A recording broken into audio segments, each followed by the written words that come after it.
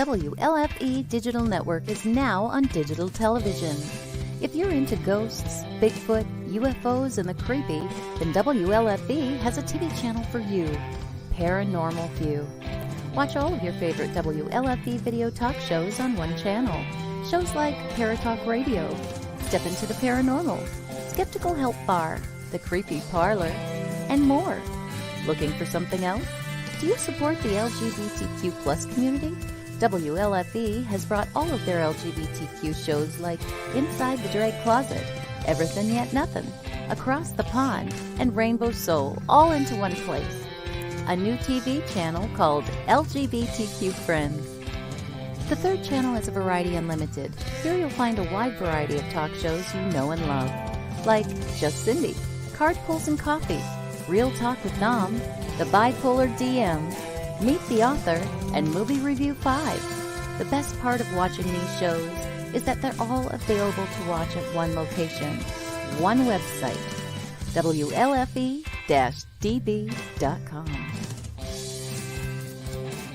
You are listening to WLFE-DBradio.com, where our shows are your shows.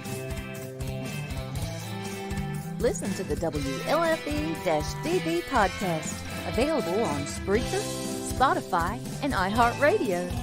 Check out shows like Paratalkradio, Inside the Drag Closet, and Step into the Paranormal. Now, on to your favorite podcast app.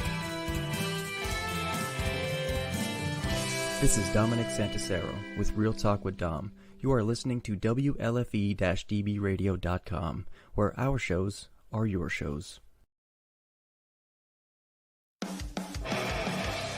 Hey guys and dolls, this is Casey DeVille, the better half of DeVille Inc., Baltimore, Maryland. If you're ever in Baltimore, stop in and see me and Tony. Invisible Bree, 5920 Eastern Avenue, Baltimore, Maryland, 21224. Give us a call if you're in the area at 410-400-9641, or look us up on the web at DeVilleInc.com. DeVille Inc., where we specialize in you.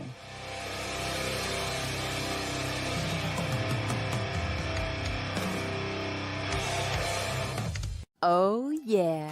Life just got sweeter now that WLFE-DB has merchandise.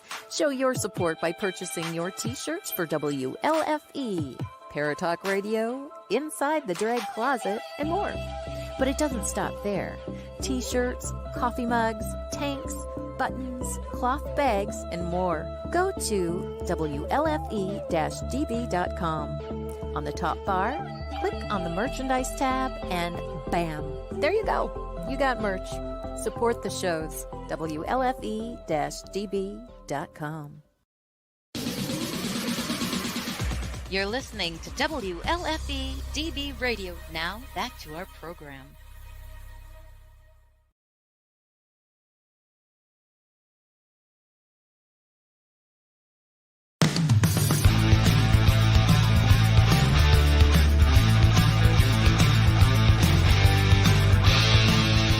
A small hollow in North Carolina. There have been several Bigfoot sightings. Hunters may need to be on the lookout for something other than deer when they hit the woods this week. He hadn't been spotted recently, but according to these pictures, the legendary Mothman is back. The number of UFO sightings is soaring tenfold over the past 25 years. Now, she's not talking about people. She is talking about ghosts hanging around what some say is a real-life haunted house.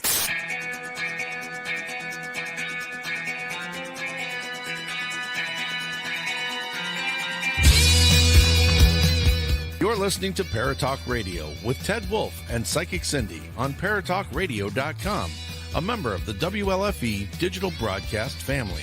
Paratalk Radio is your one-stop for all things paranormal, the unknown, and the supernatural. Join us every Monday night at 8 p.m. Eastern, 7 p.m. Central for discussions and guests on topics such as ghosts, hauntings, Bigfoot, UFOs, and more. This broadcast is rated M for mature and is intended for listeners over 16. The topics, views, and opinions expressed on our show may not necessarily reflect the views or opinions of Paratalk Radio, our hosts, or our sponsors. Now, live from J-Wolf Production Studio in Ontario, New York, here are your hosts, Ted and Cindy. Hi, everybody. I'm back. back from Gettysburg in one piece, all in one piece. And I want to say, Sheila, I got your message. She is 12 miles to home, so I'm glad you're still awake. That's awesome.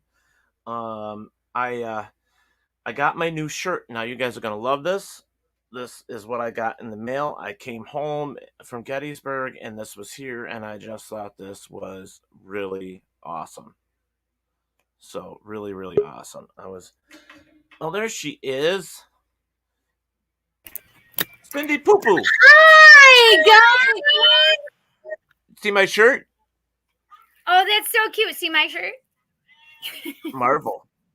I literally have not eaten since I left before the plane, so I literally have to eat my dinner really quickly. Yep. We're used to it. All right. Hi, Sheila. Hi, Tom. Tom, we need to talk, Tom. We need to talk, my friend. Is Dom on here too? Yo, Dom. Yep. Dom, we need to talk. I want to backstage after we get done here, please. Or after your show, please. I have been gone since Monday, and I need to talk to you guys. Teddy, I want you there too. Oh, okay. Where'd you go? I was in New York City. Oh, I literally just got off the plane. Literally got off the plane and came here.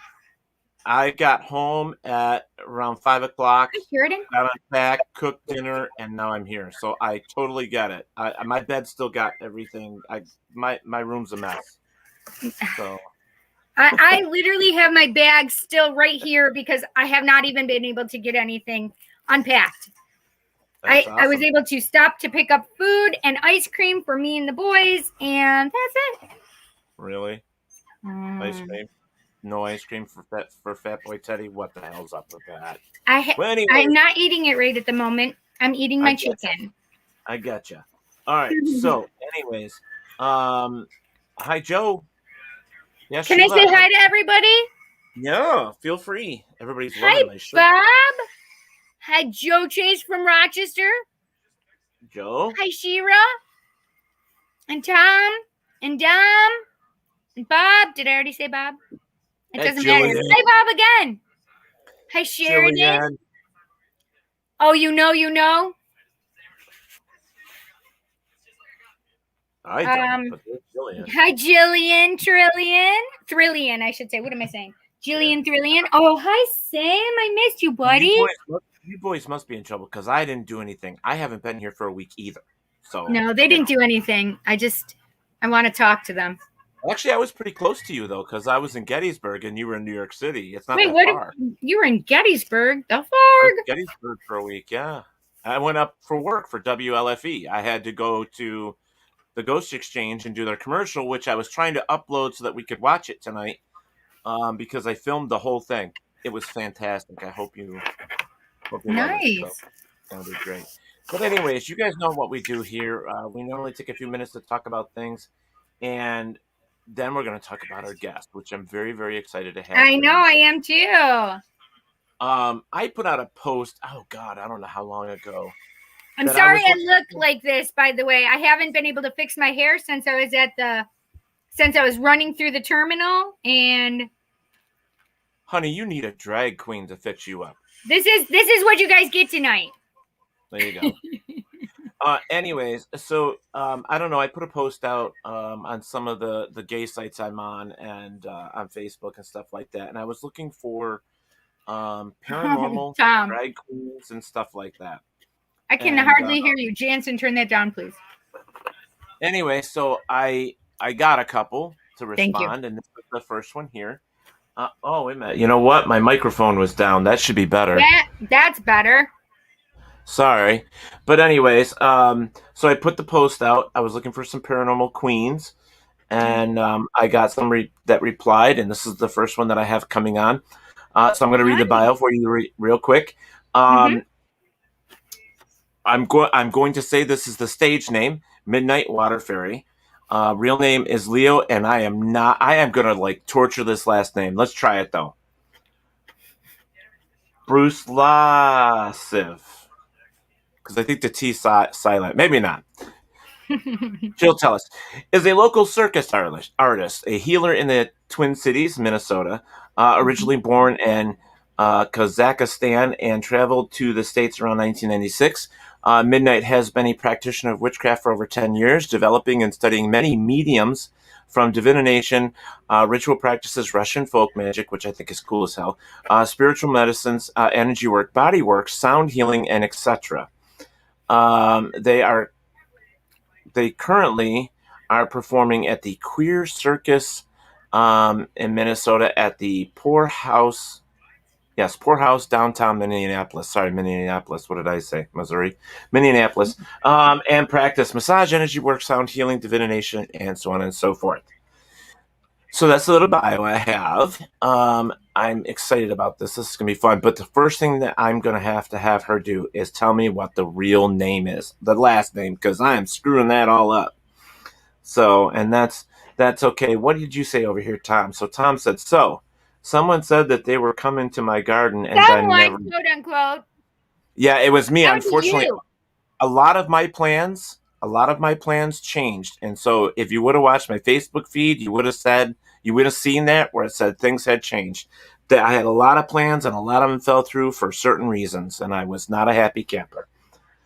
Ted, your camera looks funny, low res or something. It could be because of the video. I got a video uploading. Yes, the video is still uploading, so that's what's happening. So give it a few and it'll come back to normal. Sorry, guys. Patricia, got your message. Hello. Carl Mitchell, hello. What do we got? Steve Berry. Mukbang with Cindy. Hi, guys. I'm not sure what that means. Steve Berry says, not Ted. Mukbang with Cindy. That's Mukbang right. with Cindy. Steve, Okay, now with Cindy. Ted is just an 8-bit guy. I'm not an 8-bit guy. I whoop your ass, boy. I whoop your ass. All right, so let's move on and let's not let Midnightwaterfairy or Leo, whichever, you guys want to take it from there. But we are going to say Midnight for short and call her a she because when they... I guess the best way to describe that is that drag queens, when they're in drag, they would prefer to be called she or her, and when they're not, it's he, him. So that's the way we're doing it. Sheila says sunburn, yellow forehead, ha ha ha ha. Yeah, that's it.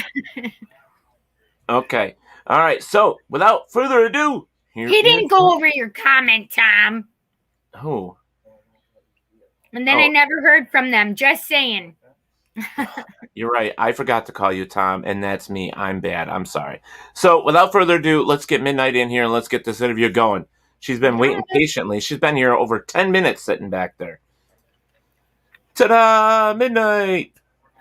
Hi! How are you? Good to see you guys. Hi, Sydney. Hi, Ted. I'm great. I'm super excited for it. Yeah. Fun. Oh, but my last name on that fact, it's called Bruslavtsev.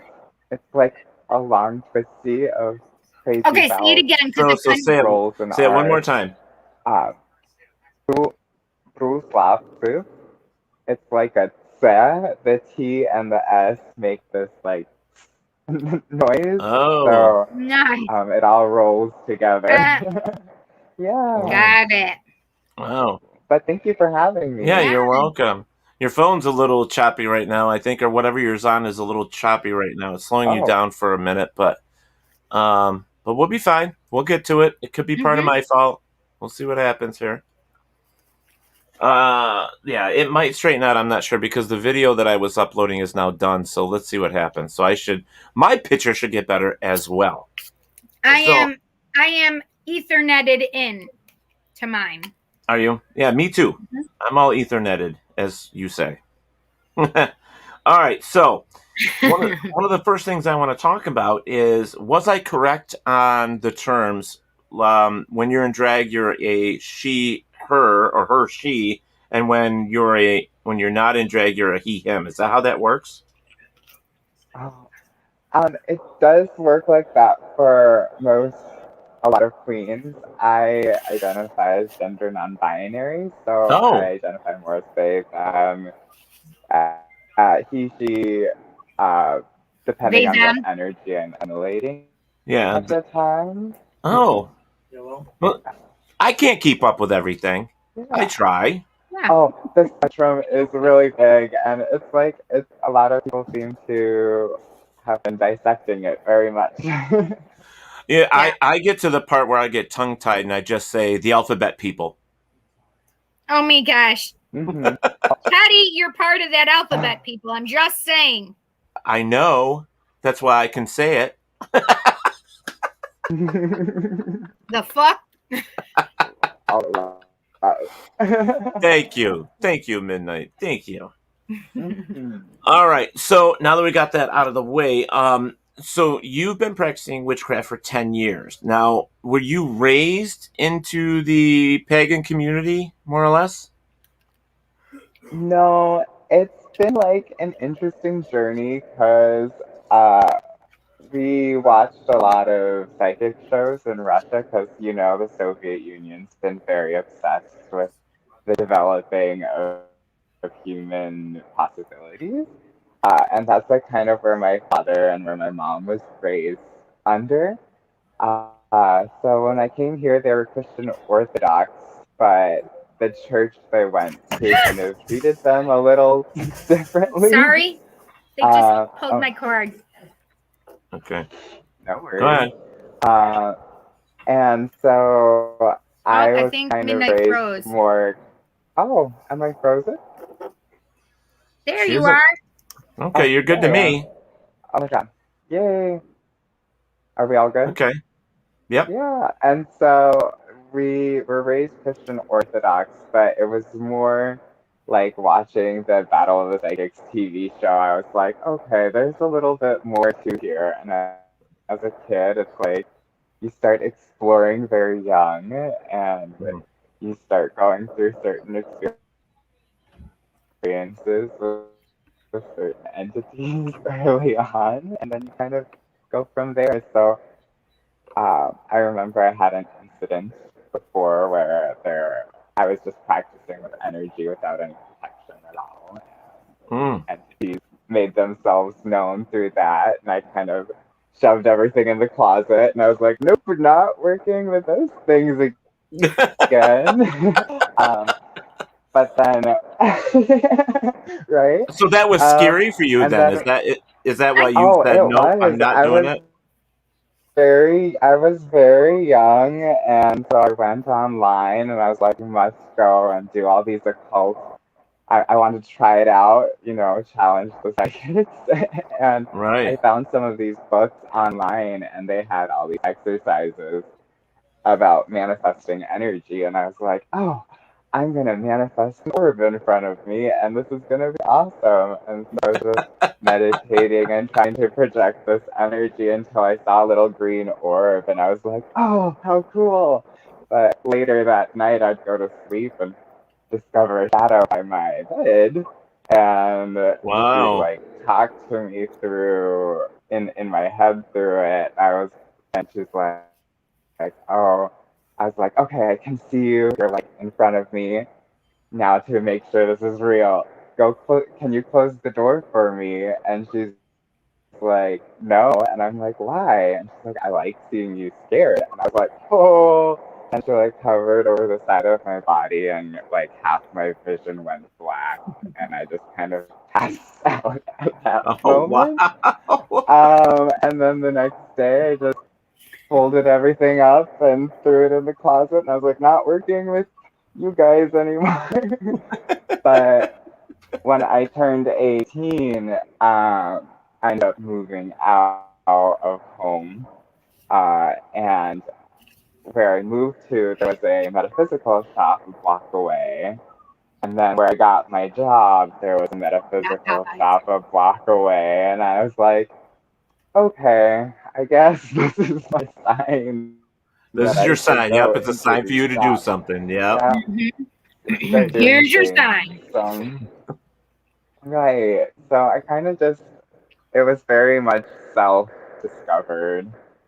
And kind of went from there, and now I've just Ooh, it's been a long journey since now. Yeah.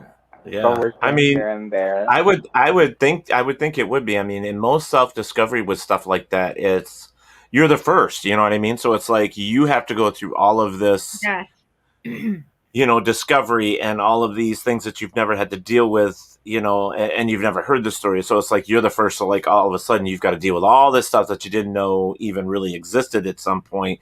So I guess it could be considered scary. And then I like what you said. Oh, I just threw it in the closet. I don't want to deal with it, Thank you. Yeah. That's great though, so. The broom closet. The broom closet. There you go. Yeah. Right. Oh. Yeah. Oh, so this is funny and interesting. So foreigner Israelite. Yeah. Interesting. Very, very interesting that foreigner Israelite is showing up tonight. Okay. Oh. Very interesting. Seabury says I'll explain later. Okay. All right. Okay. So yes, Sheila, I'm glad you're home. Now go take your nap. So other than now that we've learned that you pretty much had to do this on your own and figure it all, and then the metaphysical story, I'm sure there was people in there, other psychic mediums or whatever, that could help you, control the things that were happening, give you some guidance and stuff like that. That's very cool. Go ahead. Oh yeah. I definitely I ended up dating someone who was a practicing voodoo magic at that point, and it was a definitely interesting journey. We're not together anymore, but that apartment was definitely haunted.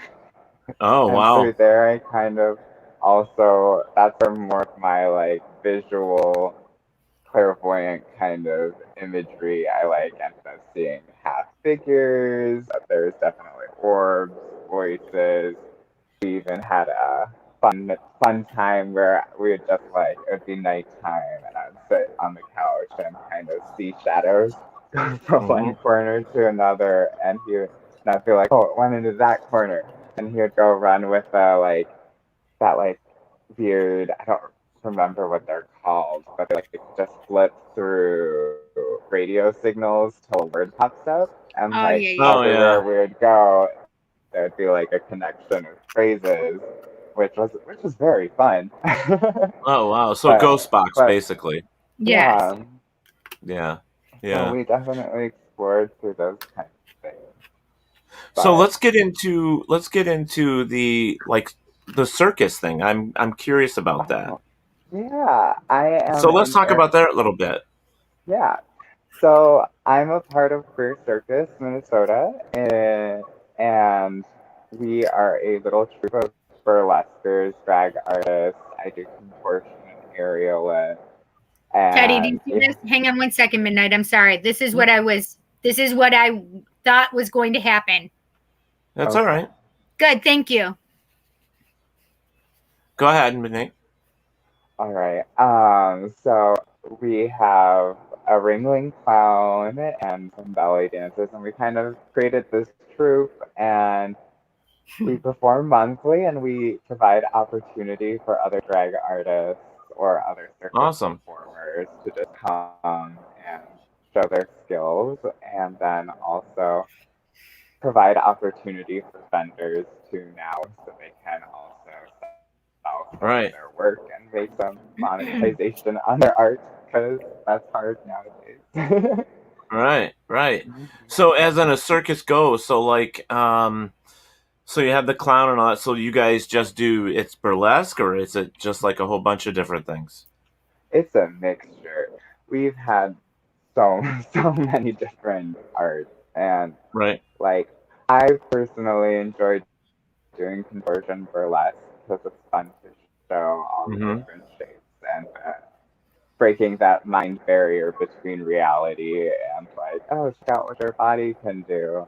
And we have lots of different clowns but burlesque is fun because it's nice to show the human body. Right. You know? That is Right. fun. Yeah, it is. I mean, I've seen a couple burlesque show, and it's amazing. And the work that goes into those is traumatic. I mean, I give you guys a lot of credit because that's a lot of work.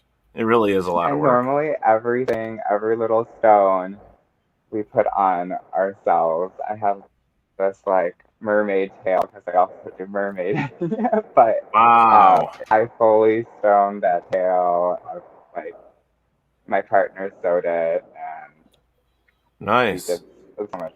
And with it, I ended up winning the world's really quick competition. It was amazing. Right. So how does being in like the circus and stuff, does that help you with your gift at all, or does your gift help you with there? Because seeing, like, I don't know about Cindy, but I know that when you get into certain things to a heavy point, you start to get images or words or somebody talking to you, or you're seeing things and stuff like that. I mean, how's that been? It's been an interesting journey. I feel like that particular side of me, it was interesting because in my last relationship, it was very dominant, and that's kind of my focus area that I was trying to develop. And then Right. I ended up having a medicine journey because I started working a lot with the Native community, and I started my vision quest, and I'm in it at the moment. But I was sitting with some spirit medicine, and it was telling me that, like, at this moment in my life, I don't have the right people that this gift would be necessary for. And when those individuals end up making themselves present, then then I will need it, and then it will start being more developed and work a little bit better. But at this moment in time, there's no one in dire need of it in my surroundings. So it's kind of very mellowed out. But it's very interesting because now starting the quest, I definitely see how it's like presenting itself of like, hey, I'm still here. Are you going to use me? Or are you just going to focus on this stuff? So then when this opportunity popped up, I was like, oh, I guess I still might need it. I want to chat and dissect my past a little bit to see where it is. Okay, so do you consider yourself a psychic medium, or what do you consider yourself? I consider myself more as a healer because that's kind of what I do at the moment through my day job, and those are the people that come to me more presently. But like if I'm massaging someone or one of my friends is going through a hard time, I'll be like, hey, would you like reading? Is there anything I can help you with? And then we'll sit down and take a more ceremonial approach where we can sit down and figure out their energy, do a reading, see what happened in their past and their future, and kind of develop ways to help through that. But I don't necessarily, like I said, when I went to school at Aveda, there were a lot of spirits present. So I was like, yay, let's work with them. But here at the moment, I've just been focusing so much on contortion. It takes so much time stretching, developing the body, that I kind of haven't worked with that end yet as much currently. But it's something pops up. So Steve Barry says something, but I guess I didn't hear this because so midnight for you, for me, for your thing is like kind of in and out, and even your volume is in and out for me, and I have a hard time hearing anyways. But Steve says spirit medicine equals DMT ? I'm lost. So was there conversation of DMT? Because I didn't hear that at all. Oh, yes. Okay. So can I just say something to Steve really quick? So Steve, a lot of people believe that there is a huge thing with DMT and having spiritual openings and awakenings and spiritual experiences. But I don't know about the spirit medicine particularly, but DMT supposedly brings out these amazing, crazy things. I can explain it a little bit more into, like, from at least the way I work with it. Thank you, Steve. Yeah, there's lots of different spirit medicines out there, like, especially if you're working in the native community, they have grandfather peyote, grandmother ayahuasca, the children's spirit mushroom, and, like, even in Europe, they have a lot of spirit plants like morning glory, henbane. That is all a little bit toxic. That brings you closer to the lower realms, so you can kind of communicate easier. But those are contracts that you create with that spirit plant particularly, and then depending on your relationship, you can get better intuition and insight. I see. So you're talking about spirit medicine with the plant itself, and like having like a specific partner. Yeah, basically partnering with that at that moment. Right. To create the experience for yourself. So it's really hard for me to understand because you keep going in and out for me, like I said, and the volume is up and down. So I'm sorry.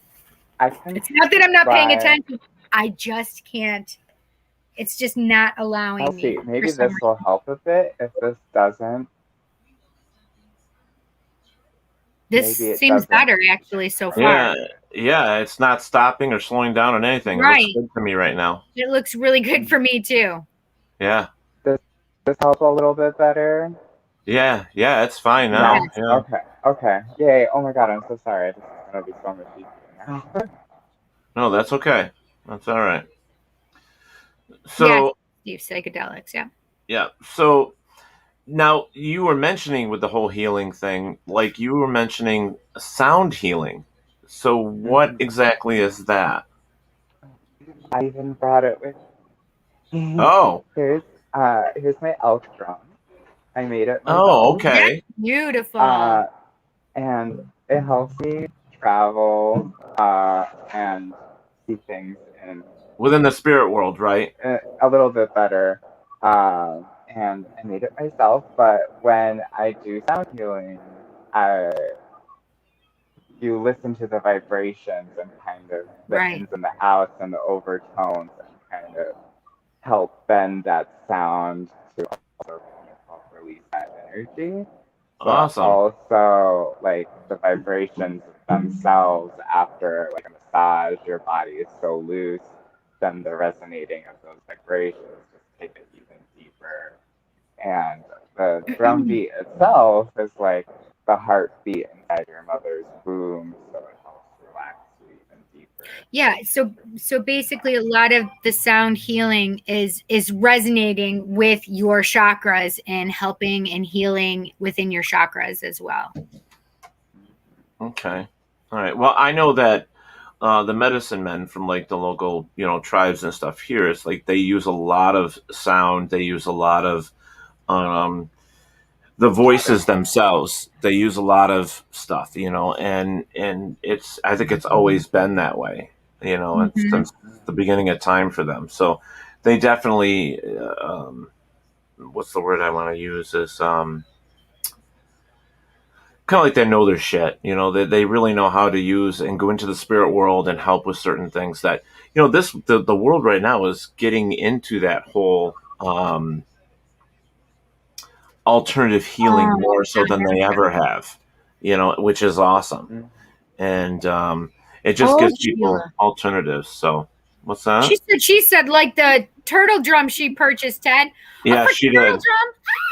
Yeah, she purchased a turtle drum while we were in Gettysburg. That's beautiful. Yeah, and Dom said he wants to start drum circles. Frick yes. Do it. They're amazing. Like I feel like they work so much actually, like working with the earth and living with the earth. Exactly. And, like, maintaining that energy, and like that's one of the things I realized and was very fortunate that I'm able to do this quest. But the last time I was up on the hill, you could really feel that exchange between the earth and the body. And it's like, oh, if every person did this, maybe the earth would be a lot better. Yeah. Oh, exactly. Yes. Exactly. Yes. Because there's like physical energy changes. It's like impossible not to feel. Right. Well, it's totally amazing when, like for myself, I mean, I love going to pagan events because you can, between the drumming and then the Reiki and all the other stuff that they Reiki, however they say it, and everything else that they do, it's amazing stuff. I see over here that Steve Berry put the sacred leaf tobacco and stuff like that. There's just so much stuff as an alternative medicine, and when you can go to events, it just takes you to a new place. It's just a new experience that most people never ever get to see or experience. And it's amazing. Yeah. So I see that you got the chakra tapestry behind you. So We Cindy's, both do. yeah, Cindy We have does that too. in common. It's beautiful. I love it. So with everything that you're doing, I mean, I just found it amazing that you were doing this, gay circus or whatever you want to queer circus, and then the being a witch and a healer and all this stuff. I mean, has it been hard for you to juggle all of this? I mean, because you got a lot going on. Oh, so much, and that's the same. It's the same thing with like seasons. It's like even painting. I feel very sad because I always want to do a lot of painting, and then like I never have the time for it. Right. But then I think about it, and I'm like, oh, it's okay. When I can't bend, I can paint then. Right, but do you ever get to it? Right? Do you ever get to it? Yeah, I do a little bit, but it's like only in moments when I feel like I need therapy, then it just kind of pours out. But then it becomes something very magical out of it. So yeah, spiritual therapy. Yeah, and that's awesome. I have a friend that her therapy is photography. And she likes to take photos. Sheila. Yeah, I mean, she spent the weekend taking pictures of mushrooms. I mean, she was on the ground. She was laying. That's amazing. But she has got some amazing photos. Amazing pictures. But she doesn't share them, and it pisses me off. Why? Why? They're so magical. No, and then sometimes it's really fun because it's like the other world is like in such different realms that like I like scrolling through a lot of my photographers and photos, and then you like stop and you're like, oh my god, you got the coolest picture of a dragon, and they're like, what are you talking about? And I'm like, it's there. Take a look. But see, you see in a different light than they do. You know what I mean? So it's like you're very into the spirit realms. I mean, you're there, so the things that you experience and see are different from what your friends see. Right? And that's amazing. We have a friend like that. Charlene's that way. Charlene Kraft. I mean, she's been a witch most of her life, and she's gone through so much, but she sees things so much different than I do or Cindy does. I don't know what you mean, I guess, because I see dragons. I'm so confused right now. Well, see, okay, well, fine. You see I'm dragons. like, what are you talking about? I see things all the time, Teddy. I'm a medium. I literally am a medium. Hey, Teddy, nice to meet you. I'm Cindy, psychic medium. Bite me, poo-poo. You don't invite me to do that because you know I will. Love the bite. I love it. I do too. I'd love to bite. It's so do I. So do I. But see, this is Sheila's like, I'm blushing. There are so many professional photographers, but you have some amazing photos, Sheila. You really some do. of the sunsets and sunrises that she has are amazing. They're just truly amazing. Yeah, she works for the Sheila post them. I know. Yes. She works for the post office, so she takes like these crazy pictures, and it could be like 6 a.m. and there's dew on everything, and the sun is just coming up, and it's just amazing. Yeah. Or the snow, it just had frosted the night before, and amazing pictures. Really. She needs her own website where she can put her photos on the website. That's what she needs, so that people can purchase them. You know, so you just put, what do they call, the watermarks on them. You know, just make a calendar, just a bunch, and then just. Oh yeah, yeah. Calendars would be awesome. Mm-hmm. Oh yeah, and she could make some money off that to help with your trips. Listen, if I touch my nose, I'm not picking it. I'm just pushing my nose ring back up. Every picture shows silver boogers from New York City, I swear. It's ridiculous. It's fancy. It's sparkly. That's all that matters. Right. So what has been the probably the most troubling or hardest thing for you to do over the years, being who you are today, you know, to making it there, bringing this non-binary person into a spiritual person? I mean, what has been really tough for you? And into the paranormal, right? Yeah. Yes. I think the most difficult thing are people. Look at this. Midnight. Sheila says contact her and she'll send you some photos. Yay! I'd be so happy. I'll give you her information. After the show. Yeah. We'll go in the back room, like where you started, and we'll chat. And I'll get you her information. Sounds good.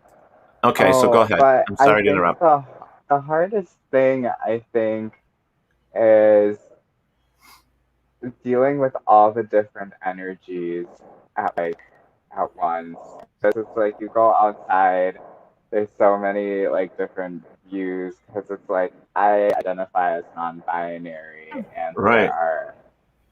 And like when you go out, you're always a little bit different. So then you always like start picking things up, and then like sometimes like even you can hear different like voices that you think you hear someone saying, but it might be just like a mental wave, and then you're just picking up that wave, and you just like, get completely off.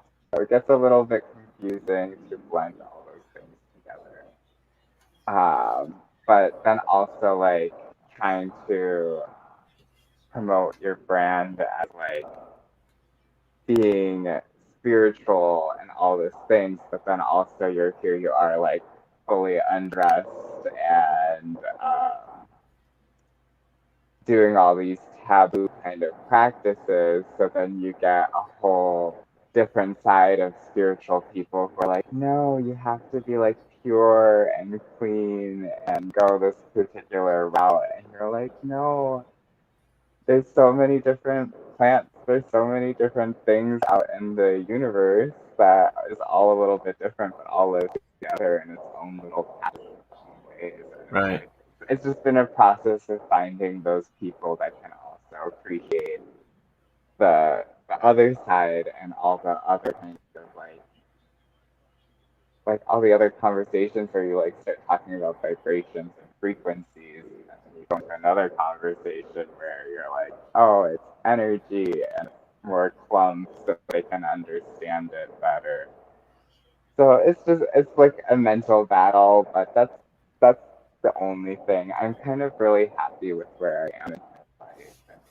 Well, your energy seems like I don't remember who it was that said it, but somebody said that your energy is very light and happy, and it's great energy. So I think it was Steve that said it. Steve Barry said that. Yeah. Yeah. So happy I think and positive and light. Yeah. Yeah. So there's too much low frequencies already. So everything that you're going through, at least you're able to put these in categories for yourself to where it's not interrupting who you want to be, I guess is the best way to put it. Your energies are there. You're not depressed. You're happy. You're enjoying life. So somehow you're putting them in the categories and you're being fine. You know what I mean? I think it's awesome. It's just scheduling. Just scheduling. Too many things. Just scheduling. That's the only thing. But other than that, yeah, I'm really happy with how things are going. Um, I like also, Sheila's like, question. Midnight, what is your go-to kit? What is your go-to gift that, if all else is shuffled, to rely on to the ground? Oh, wait a minute. How does I got to figure out how she's saying this? What is your go-to gift that, if all else is shuffled, to rely on I think to it might. ground yourself? It might have and auto ground corrected it? for her too. So, like, if everything's like a mess, how do you ground yourself? Is what I think, or what is your go-to gift To help rely ground on, to ground and calm more. crystals are the best because they already have their own frequency, and especially quartz, you can kind of play with those frequencies. But yes, all those other crystals are just have them around you, and yes. I love it. Listen, they surround me. Yes. Mhm. Yes. Yes. I say crystals. Crystals are magical. But other than that, Palo Santo, I love Palo Santo. It smells beautifully and it just calms you and cleanses your space. All good things. That's awesome. Yeah. But also, this is a fun thing. I don't know how. I found out a way. I think I remembered or put it into my head. But your question earlier about how like circus moves into my spirituality more, and it's been a while since I performed on a stage. Oh my god! So obviously I forgot a little bit, but I did some studying when I went into contortion. I ended up looking a lot into Indian, like Hinduism and stuff from India.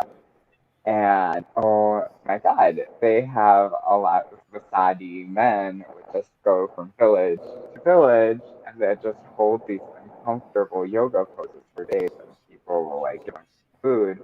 But that that kind of uncomfortable feeling that people feel, it's like them helping them cleanse their karma in a way.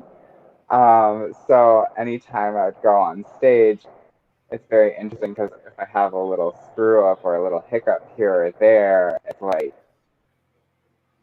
all those things that I do are necessary for like who's viewing to kind of help channel their energy and kind of give them those emotional releases almost in a way. I think it's been beautiful. People come up and given me good feedback on what they witnessed before. Right. So you're using it to basically help with the emotional state of it and kind of level you off and stuff like that. And help people process things too. Right.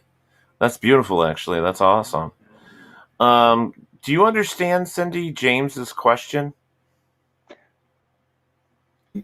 So it says question let's say THC for one ever made you more spiritual.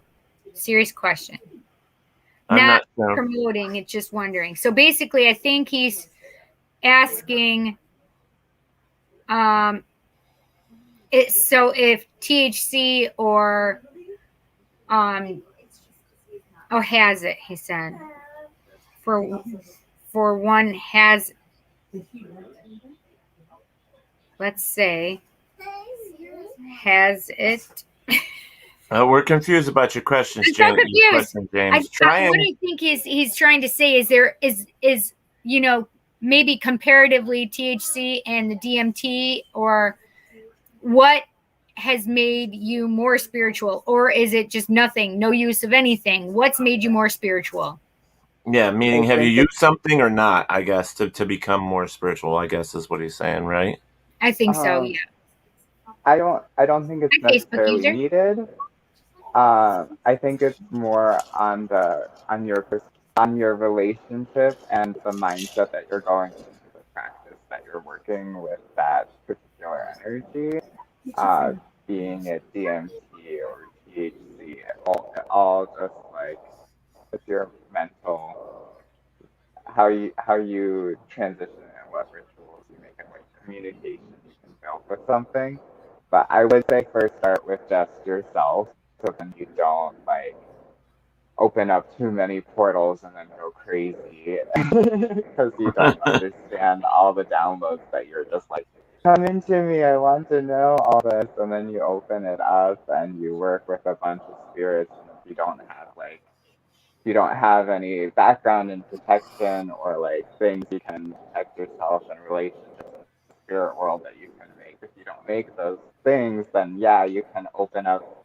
Like I remember I had a journey one time where I was journeying and I ended up singing one of an old folk song, and I remember something went into me, and it just like the whole night was a process of trying to get it out of me, and it is not a comfortable feeling. So I do not recommend just going in on it, just being like, oh, here, let me go take a bunch of DMT and open up my third eye. You might, but I don't recommend it. There's a lot of trauma receiving it. Right. I know for like with most people that I've worked with, or even myself, with meditation or anything like that, I mean, I never use anything other than myself. It's I might have like my favorite incense or something like that, but for the most part, it's just myself. And believe it or not, you have all that power and energy within yourself to bring yourself to the levels that you need. You don't really need an enhancer of any kind. Spiritualism comes to you because it's something you're searching for, and it makes its presence known to you, and whatever is comfortable, you know what I mean, it's what you choose and where you feel you need to be. One of those things, so. Yeah, because I have friends that, and they know where I stand when it comes to the use of hallucinogens or other type of drugs. Right. I personally, I don't need them, for God's sake. I'm already super wide open. I can't imagine like opening myself even more. Like, I've just gotten certain information about the use of drugs because it skews the spiritual side a little bit more. And it's hard for people to understand that. Because yes, is it a spiritual experience? Yes, it is. But it skews it a little bit because of the drug. So it can be just a little different. Yeah. I'm sorry, Mike. It's like you're working with a second being. So it's like, if you don't have a good relationship with it, it can give you some false information just to get what it wants to. Yeah, I mean, I think it is. I think it is definitely something that I like how you put it earlier about partnering. Like, it's literally like a little spiritual partner that you're using, because it is an herb. It is something that is of the earth. I'm not promoting any kind of drugs personally. I don't. It's personally just my choice. I say I don't recommend. I don't recommend it unless you have someone who, right. Like, if you have a good shaman who can guide you through working with that plant, I say take a chance, because they've been doing this for generations. And right. Helps a lot of people, and they're fine-tuned to it. But if you're doing it alone, it's like, I wouldn't recommend it, because they'll take you. I don't recommend doing it alone. No. Yeah, I would not recommend trying to do spiritual journeys with anything like DMT or oh my gosh, there's a few, ayahuasca, or there's another one that one of my friends used. I would not suggest like journeying by yourself with these drugs. I mean, there literally are people that are trained in the use of these drugs, and they go through it with you, and they are there to help you as well. So if there's anything that goes wrong, they are there to help protect you and bring you out of it if they need to. Right. James Not says, that you can get the drug out of you like that. It's just to help to process you through it better, easier, etc. I would never suggest spiritual journeying on your own. Right. There's so much sacred music. Yes, absolutely. Yeah. James says, okay, so I'm not high. I was just curious if it made others see or talk to spirits. So now I think I understand a little better what he's saying. I have been. But he said it seems to make him talk more, I think is what. Yeah. See, I had an experience with peyote. It's one of those that wakens up everything in you. And the only way to get it out is to sweat it. And there's so many things. So you ran a mile, Teddy? Is that what you're saying? Oh yeah. And it was peyote is no joke. Didn't you see Young Guns? My God. Yeah, it's no joke. It's no joke. But it in it for the you have to have, like what Steve Barry was saying, you have to have a trip setter. You have to have somebody there that's going to know what to look for. Like if something's wrong, like if you're having a reaction. An erection. If you're having an erection. Can I be there to watch? No, sorry. Erection. See, now you got me saying it. You started saying it, so that's why I said it. Shut up, Cindy. A reaction. Yes, a reaction. A reaction that you shouldn't be having. And I wish I could be high. I wish I could be high. Sorry, I just had a song in my head and I was making it into what Tom said. So peyote is definitely one to stay away from unless you know somebody that knows how to use it, and it's usually the shamans are the ones that, you know what I mean, that are into putting you in the situation and showing you what you need to do. It was a long weekend for me because it stays in your system for a long time. Lord have mercy. Who is Facebook user? Can Facebook user who asked Cindy, can I? Yeah, you need to accept. How can I hone my skills on being an empath? Can you please tell me who you are, first of all? You have to. She put up eggplant. That's funny. Exactly. You have to. Facebook user, you have to. StreamYard asks for you to use your name, so all you have to do is go in and submit, and then Chiefland Paranormal. Hey, hello, Bill, nice to see you. Bill? My friend Bill. Midnight is blushing now, says Sheila. I know, I saw that. That was so cute. Hi, Bubs. It was Dave Littlefield. It's Dave Littlefield. Hey, Dave. That's awesome. I love it because Sheridan's it was a little eggplant, so it's so funny. It's so cute. So funny. I love it. Oh my God, that's funny. But I know plenty of people that have used some type of saponin, some type of herb or something to help them get to their journey, to start the process. But I'll be honest with you, folks, you can do it yourself. I mean, find somebody you can meditate with and find somebody that you can actually show you how to bring yourself to certain levels. And I always recommend start with meditation. Go there, learn how to control the dreams and the things where you're taking yourself within these things. I mean, because there are people that I know that just start right off instantly with astral projection because they've been doing it their whole life, and they wake up sweating like, where the hell was I? What the hell am I doing? You know what I mean? And my sister does it. My sister does. She used to just astral project somewhere, and then she would come out of it and she would be like, oh my God, what happened? And she'd call the person that she saw or whatever, and she was like, I was just there. And they're like, what? And she'll describe what she sees, and they'll be like, oh my God, that's exactly Steve. What we were doing. So yeah, it can be depending on how you do things. I always suggest finding somebody that knows what they're doing to help you along. Yeah, I agree. Guidance is very important. I like what James Shrule just said. I seem to have more in dreams, to be honest. I'm a dreamer. That's what I call it, to be honest, James, is I'm a dreamer. When I say that, it's because lucid dreaming is big.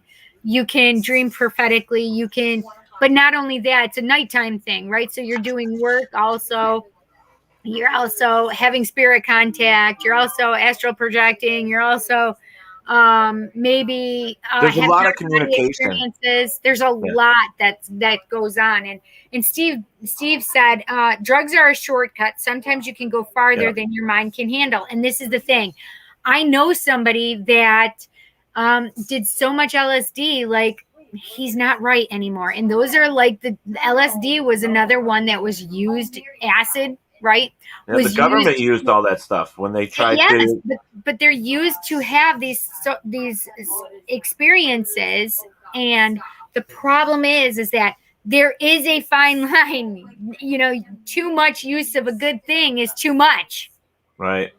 So, right. I mean, I think that's really important what Steve said, because there is, you can literally create mental illness with some of these drugs. Yeah, and there's people that, and this is something that I did some research on. I was watching when the government was using LSD and all those things to help with psychic research, as they put it. Yeah, it destroyed lives. It destroyed people. I mean, some of them went cuckoo, you know, and could not come back out of it. I think the somebody made a movie out of it. I think it was called The Men Who Stare at Goats or something like that. Yeah.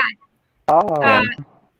Yeah, and it kind of explained what they were doing, but it was more of a comedy, I think. But there is a gist of it in there. So, all right. So what we're going to do is we're going to take a short break, guys. I want you to get your questions together, and we'll get them to midnight. I have a couple more too. Steve Berry says there are chemicals that only bring bad trips. Horror beyond belief. Oh yeah, certainly is. Certainly is. All right, so we're going to take a short break. Cindy, pay attention to the first one, because the first one is the one I actually went to Gettysburg to film. This is just a rough cut. I'm not finished with it. I still have voiceover to do, but check it out. I think it's pretty cool.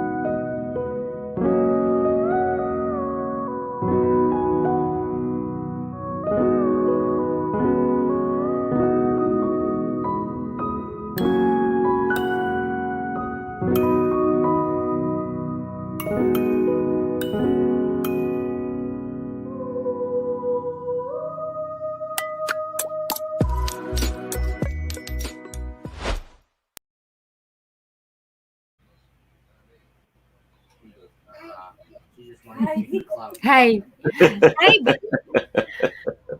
I literally have my great nephew here talking to me. He's so damn cute. I can't even handle it right now. He's literally, hi, bud. Come here. Come here. Oh my God. I can't even. He can't go through there. Can he go under? Under, yeah. Here, go under the table. Come here. Oh, this is. Here, come here. Go under. Go see Anthony. Come see me. Come here. This is funny. Come here, bud. Come right here. Oh, careful. Watch your head. Say hi to the world. Yeah. Oh my God. So cute. Isn't he Hi. so cute? Say hi. Say hi to everybody. Say hi. Hi. Everybody missed me, so they're all in my house. I have my niece, my great nephew. I have my mom, my daughter. Hi, Mom. Hi. How you doing? I'm good. How are you? Good. I always. Yes, Yeah, it's it's Teddy. Teddy. That's Jesse saying, "What up, Teddy?" Hey, what up, Jess? Hi. Did you hear him? He just said hi. Yeah. So, did you get to see some of that commercial? It was great. I thought it was fantastic. I thought you did a great job, Teddy. Yeah, I got some more to do to it, but I think overall, we went down, fun. drove down, yeah, it was great. Good job. Hi. Toys. You ain't. So, so cute. He's Like, am I watching. scaring you? Hi. Hi. Here, look, I'll make it bigger so you can see everybody more. Wow, look how big everybody got. Wow. Hi, Aw. So cute. So cute. You are just too much. You're a ham. You know that? Yeah. Yeah. Yeah. He knows he's a ham. He's like, that is, yeah. Huh? Yeah. Yeah, he's yawning. I just saw him yawn. Hi. Are you tired? You ready for Nennex? He just had ice cream, you guys. Oh, no. He just ate his ice Bigger cream. And Cece didn't eat hers yet, did she? Yeah. That's awesome. Hope it's in your freezer. It is. Mom, I hope it's in the freezer. Okay, you want to go see Maria? See Titi? You want to go see Titi? See Maria? Okay. Go. You can go right around. Go around that way. All right. So let's get back here. Sorry. I just had to share the cuteness. James says something about vampire connection. Do you have a vampire connection?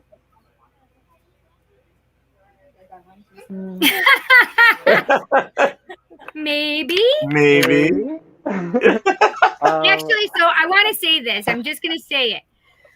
I may not do anything with transfer of blood or anything like that, but I do know there is that vampires do exist. I know that people may think I'm crazy, but I happen to know that they exist. They are on another dimensional plane, and they do exist. It's just not how we perceive it. It's not like I'm gonna suck about it. It's just different. Right. It is in there, and on this realm, there are other people that are psychic vampires who just drain your energy. But the thing, what is going on? But the thing is that yes, they do exist. Yeah. James says that he's a energy vampire, and Dominic says I think they do exist.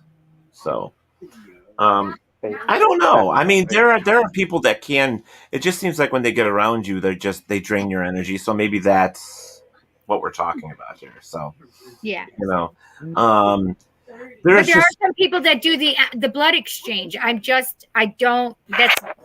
on this third dimensional level. right. But it's another dimensional level that vampires exist on. Like real vampires. Right. So Well, now I'm curious. it's one of those things that's like there's so much in this world. I mean, even I don't know.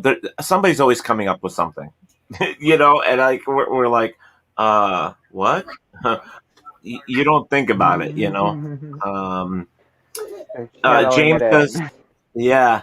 James says, I hate doing it, but sometimes it's a sweet soul. You're killing me, James. That's so funny. No, but some people don't realize they're energy vampires. So for James to know that, that's amazing, to be honest. That's Right. when I put up all my fucking blocks and I'll be like, no, James. You're an intuitive psychic vampire. Yeah, I mean, it's. Oh, I love Steve. He's like, shh. What happens in Orleans stays. You promise. That's hysterical. I love it. So, what is probably the most exciting thing that you've come across with working spiritually? What has shocked you that's been amazing for you? I'm putting your mind to work, aren't I? You are, because it's almost like every day for me. It's like, you're like, what is the most? I think last Halloween was the most fun. I got really connected to some land, and during this journey, we were just celebrating our ancestors and like the land around it, and then all of a sudden, you could see all the fae creatures come out, and they're like, Oh, wow. all around and dancing and listening with everyone in the ceremony, and you just witnessing that experience, it was just like, oh, they're even more physical now than before. And Right. you like go back into old art and they look exactly the same as like an old art. You like think about it, you're like, those paintings, Oh my God. someone saw. Right. I can't even with you, Steve Barry. You see Steve Barry's comment? For me, it was learning dead men don't wear plaid. Where does he get this stuff? Where does he get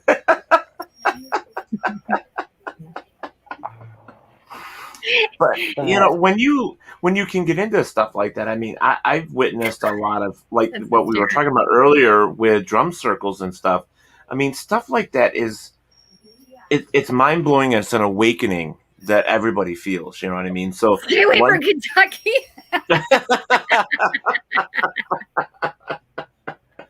But I love you.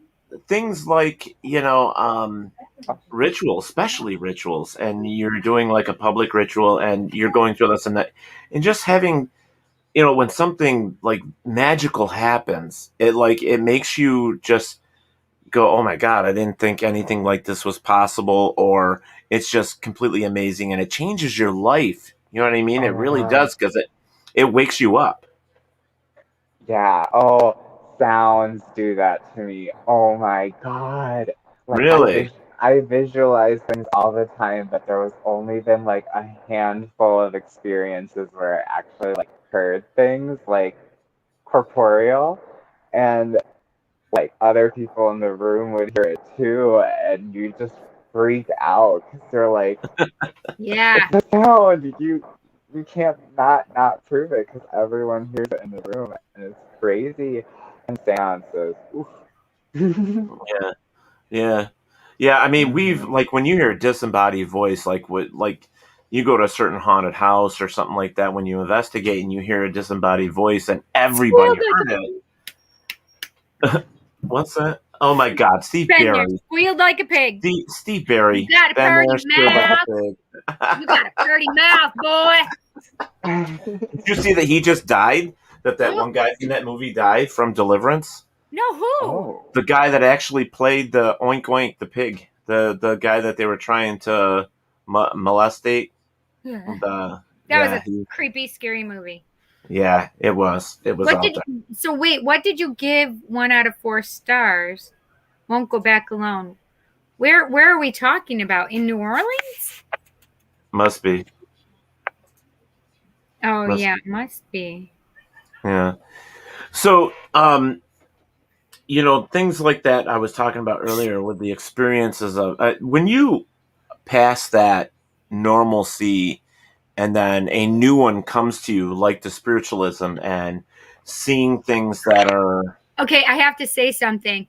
Some of these trolls that are in here trolled me last week or 2 weeks ago. So some of these I'm noticing are the same.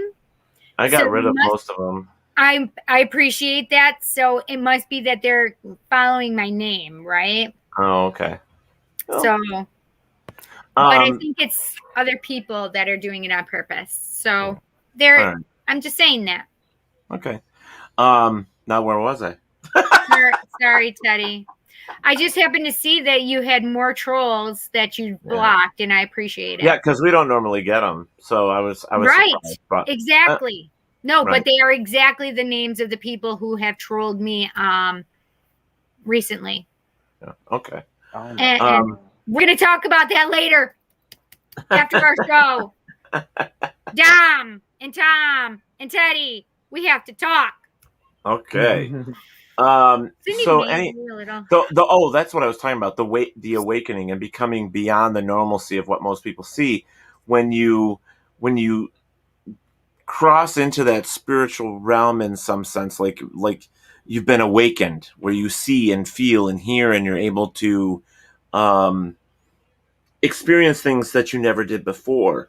The control and the grounding and knowing where you can and can't go and all that stuff is like you didn't do anything. You heard me. It's just a new world, and some of it can be very shocking, but handling in that is up to you on how you handle it. And because there are people that can be very extreme with it and be so kooky. I guess that's the best way to put it, is kooky, because I don't know how to say it. But especially in the witch world, I mean, there's a lot of kooky witches, you know.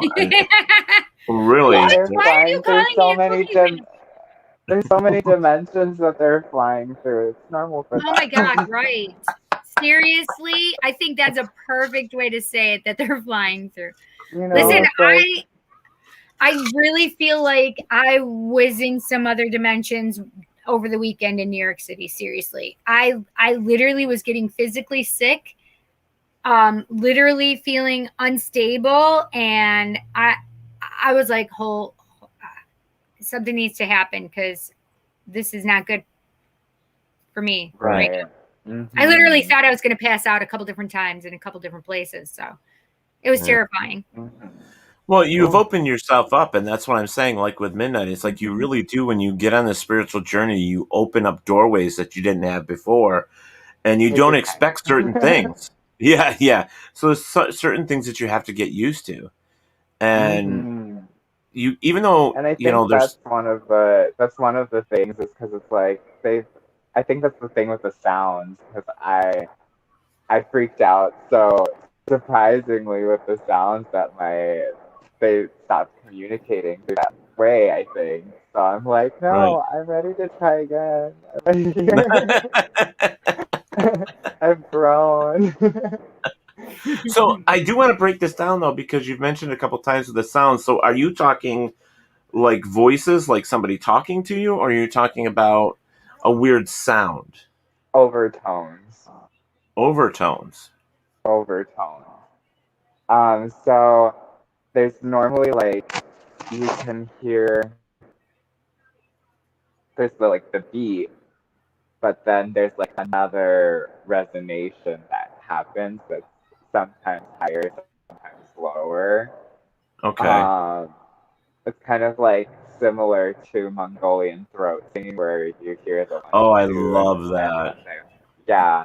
So when you're doing the sound healing and all those kinds of things, you kind of hear that play through the sound that you're hearing. Oh, the Mongolian throat sounds. Oh my God, I love, like, the Who is my favorite. I just love them. I also love the Gregorian chant. I love Gregorian chant. Yeah. There's so much stuff like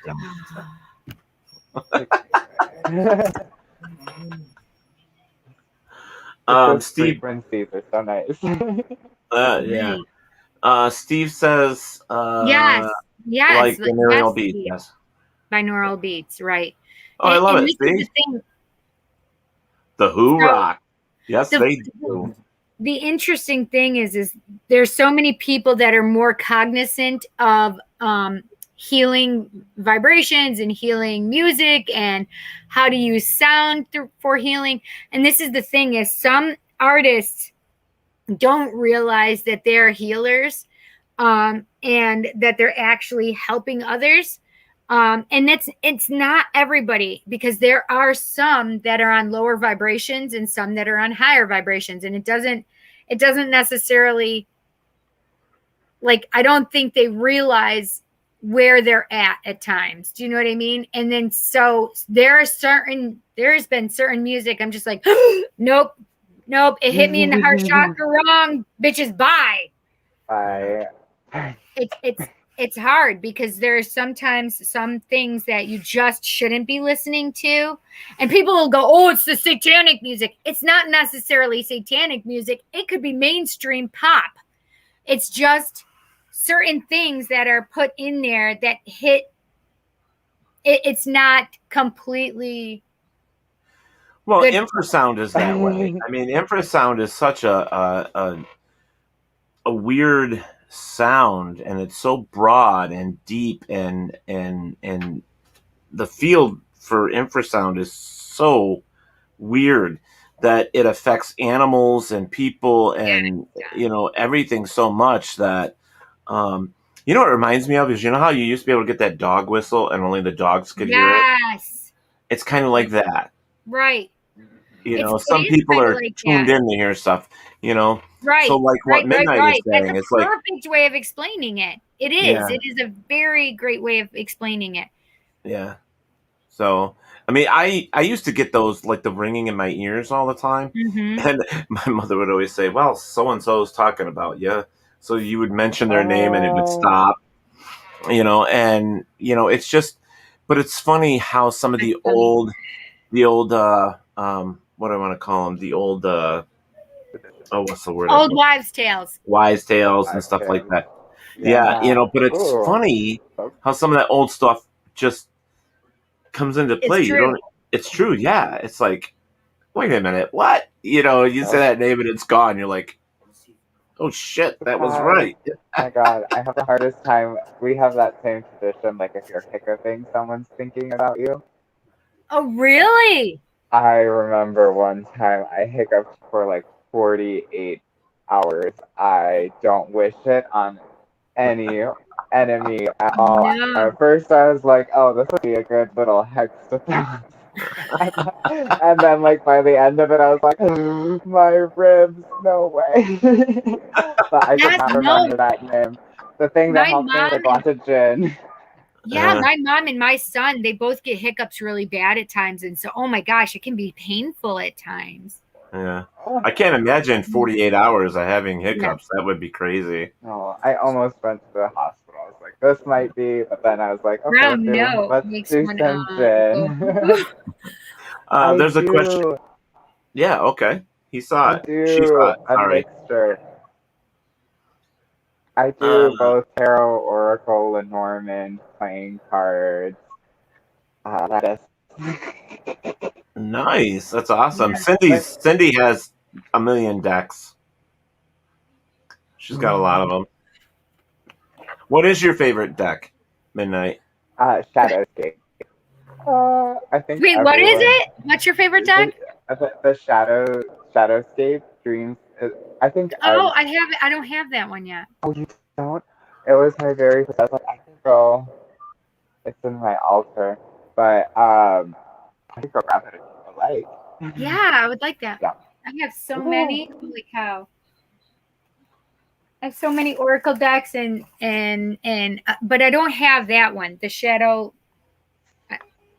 There's a few Shadow ones that there are Shadowlands, Shadow People. Steve Berry says, I could hear tube TVs everywhere in the house. Could hear the squelch of high frequencies. Oh my gosh, yes. That would drive me nuts. Tubes? That would drive me nuts. Yeah. Yeah. And James says that his favorite deck is the Rebel deck. Oh, the Rebel deck. Listen, so I have so many. Ooh, what is this one called? It's the Shadowscape. Shadowscape. It's by a beautiful artist. And this is the very first deck I've ever gotten. Oh. And it's been with me forever, but they're all so like each one. It looks like water paint or something. I think this is one that. Yeah, I think this is one that my girlfriend told me that I need to get. Yeah. Mm-hmm. Yeah. It's so sweet and so much symbology. You could like go. Cindy says, Sheila says, I bought 3 decks and 2 more. I'm going to go buy some decks. I got all the decks. I love the decks. Yeah. Mm-hmm. I have so many decks. I am the deck pimp. I'm the pimp of the decks. Well, we were at the 1912 Hoover House in Gettysburg, and they had a little psychic fair.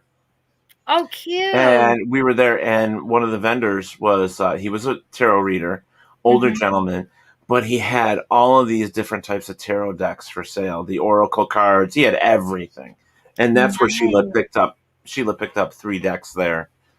So it was really cool. Yeah, and he'll be coming to Rochester Winter Parafest, Cindy. Oh, fun! Yeah. So we picked up 4 vendors. Stress the E. Stress the E. Okay, stress the E. When I said decks or dicks. So I make it sound like dicks, obviously. But I'm saying that. I love It's gonna make me those blush dicks. again. What's that? You guys are gonna make me blush again. Because I'm a naughty girl. Listen, when it I comes love down to it. it, I am Come to not Minnesota. We'll love to have you at our circus. right. Listen, inside this brain is a 15-year-old boy. Yay. Seriously, like I have a 15-year-old boy brain in my head. So if there are Oh, you would be so good at a burlesque show. You will have oh so my much. God, listen. Yeah, Listen. especially what My she's got. daughter has done burlesque. I think it would be so much fun. It would be You so much should do fun. burlesque. You're beautiful. Thank you. Don't make me blush now. That's so sweet. James Yeah, says, Cindy, I'm a provert. Cindy, I'm a provert. I'm a prevert, a pervert, whatever. Whatever this teenage boy brings. God, I'm glad I'm normal. What? You are furthest from normal. I have to admit, Midnight is cute. Cute. Oh, that's nice. Did you see that? That's so cute, Steve. That's so cute. I have to admit, Oh, I I'm know. happy you admit Midnight it. is adorable. Yes, I agree. Nice. So glad. So glad. What do you mean Ted Vanson is vanilla? What? I'm not vanilla. That's hysterical. I'm not vanilla. It is hysterical because I love French vanilla or vanilla bean ice cream or regular vanilla ice cream. So that is quite funny. I do too. I do too. However, you can add so much shit to vanilla. Yeah, we're not going there. Like Yeah, we're not going strawberries. Let's see. I have pineapple on some vanilla right in my freezer because I have me a banana split waiting for me, and it is not a normal banana split. Cindy. Yeah. Look Super up, vanilla. Look up at Godzilla. Look what he's holding. Is he holding a pride flag? Yes, he is. I was so hoping that when I went to New York, it would be Pride Week. Well, I'm planning on going to Pride next year at Gettysburg, and taking. Listen, come on, New York City is the place to be for Pride. But I want to take Buddy with me, Buddy the Bigfoot, and put him in a shirt that says love, and the O is actually the rainbow. Cute. For Pride. So, yeah. Okay. That's amazing. Yeah, I think it'd be fun to get Buddy to walk down the center, with those guys in the Pride Parade, so I think it would be great. Handing out little Pride flags, wouldn't that be awesome? Oh my God, yes. James said it's pineapple upside down. No, it's on top because it's holding my vanilla down. Yeah, there you go. So spiritually, have you, do you, with your senses and your gifts, do you go into haunted houses and try and investigate places with people? I did. I did before. I tried a few, there's a few spaces here, but like I was saying, Aveda was a major one. Just because it used to be an old Masonic temple, and it even has this weird egg room that goes into the crematorium in the basement, and now it's a beauty school. Wait, where is this? It's the Aveda headquarters in Minneapolis.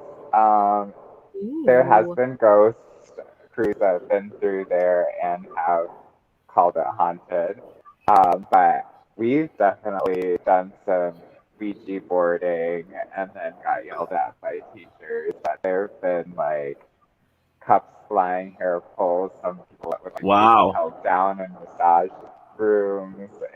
It's an interesting place, but of course I went to school, right? Wow. Say the name of that place again? Aveda. Aveda? Aveda Institute. Mm-hmm. Wow. That brand, yeah. Their headquarters is an old Masonic temple, and if you can, I would recommend visiting. It's beautiful. So it's kind of interesting. It's almost like Chris DeCesare and how he had the crazy stuff that was happening at the school. The He was university. Yeah, at the university. He was actually attacked in his dorm room. Yeah, he was attacked in his dorm room. I have fortunately never been too seriously attacked since I was like a little. So luckily I've been pretty respectful now with those energies. And if you come with good intention and like if you know your vibrations well, you can kind of bend through all the frequencies. Right. But like even we had a seance one time and like a angry spirit came through and he was very aggressive with a lot of people and still kind of respectful to me, and I was like, oh, thank you, don't yell at me. I can't believe how timid she is. You're very timid with all the stuff that you have going on. It's like, it's weird to me a little bit because I know Cindy and she's not timid at all. She's just like, Cindy's like, you gotta back the fuck up. Yeah, she is. She's just like that. Cancer by heart. So. Oh wait, you're Cancer? Mm-hmm. Yeah, I'm an Aries. Yeah, that's why. Yeah, like I literally will kick my foot up, bash down the door, and say like, really? Fire and water, the difference. And you know what's funny is because that made me, it brought me back to... Cindy will cut you. Listen, I will say that to people. I mean, ask Dom and Tom. I'm always like, do you want me to shank you? But anyway, you want me to cut that energy. I can't be this timid all the time. I need some of that Aries energy. Well, it brought me back to Pam Berry because when we were at her house this weekend, she come around the corner and gave me a hug, and she backed up, and I looked at her shirt, and her shirt said, "Witch, please." And I'm like, that's awesome. It's like, that is awesome. Yes. I was saying it all day. It's like, it's almost like please. My t-shirt that I say, "Where my witches at?" Oh, look at this. Say what? We're going to back up. Steve Berry said New York Pride is too adult for me. James says we had Pride here, but there was too many bearded women. LOL. Oh, Lordy. What else did he say? He said, James says, all for it, but the beard's got to go. Bearded drag is a big thing. Bearded drag is a big thing. Huge. It, like, really especially like in the last 2 years, it definitely. Dom says, "Go country." Yeah, he says, "I'm an Aries. Don't play now." Yeah, we both are Aries. Tom and I are both Aries. Tom said, "I heard my name again." Yes, Tom. I keep saying your name a lot. What's funny is, I don't know if you know this, Midnight, but we have here on our network on WLFE, we have a show on. We have a TV channel called LGBTQ Friends, and on there we actually have a show on Wednesday nights at 8:30, and it's called Inside the Drag Closet, and it's with Jade DeVere and her girls, and they have a fantastic show. But they're always talking about stuff like, the bearded queens and all that. I mean, I'll tell you something. Some of the things you see on TikTok with these bearded queens, boy, can they walk in 7 and 8 inch heels. You're kind of like, what? Oh my God. Listen, I give them Those all are the the only ones I wear. Is it really? I cannot. No, I cannot. So fun. No, unless they're super high platforms for me. Okay, then I'll try it. I'm lucky I'm like shorter, but like I like being short, so I'm like, yay. But if I'm wearing a good heel, I love walking it tall. But yeah. So I got to ask, when you do a ritual, or when you go to a ritual, what is a normal outfit for you? Whatever, Steve Berry. I can be a queen if I want to and wear flats. It depends. It depends on the scenario. If it's outdoor, I will normally wear. I like to wear dark, something with the hood, so I could like isolate all the people around me if I need to, but then I'll also be able to take it down. Right. What was that? Oh, she was saying hi to a person. Oh, yeah. But also like if I'm going to like a teepee ceremony, I'll dress more normal for their sake. You mean like jeans and a t-shirt, or do you mean like something Well, I still wear black, but it would be like a black t-shirt and like some leggings, because normally their ceremonies are through the night and then you sweat in the morning. So right. Yeah. I mean, because I can't imagine you going to a ritual circle in 8-inch heels and something like a Victorian dress or anything. Space, I will. If it's an enclosed space, if it's a pretty temple, I will wear some heels. But I'll take them off, obviously, if I need to get grounded. But I'll arrive in style. Yeah. I think she would get along well with Genevieve. We have another show called The Creepy Parlor, and she's very good. She loves like what you're wearing right now. She would be like, "Oh my God, that's I do. I love it. It's beautiful. Thank you. Yeah, it was gifted by the fairies. I swear. I have this big college. Can the fairies bring me some shit? Leave them some honey and milk. There you go. Yes, I do. But yeah, I have this like midnight wardrobe area, and people call it just like the black mass. And I've never owned this before, and it randomly appeared in my closet. And I was like, I don't know where it came from. But then I talked to my roommates. I'm like, did you lose this? And they're like, I've never seen that in my life. And I'm like, it is my midnight dress. The fairies gifted it. That's right. No, keep dark tiles. It goes into the ether and something always comes out. Beautiful. Yeah. I need you to teach me that one. Keep your portals open. I have 1, 2, 3, 4, 5, 6, like 7 mirrors in one. So we were talking about portals, and so one of the things that I have portals in my house. I moved in and they were already here. I knew it.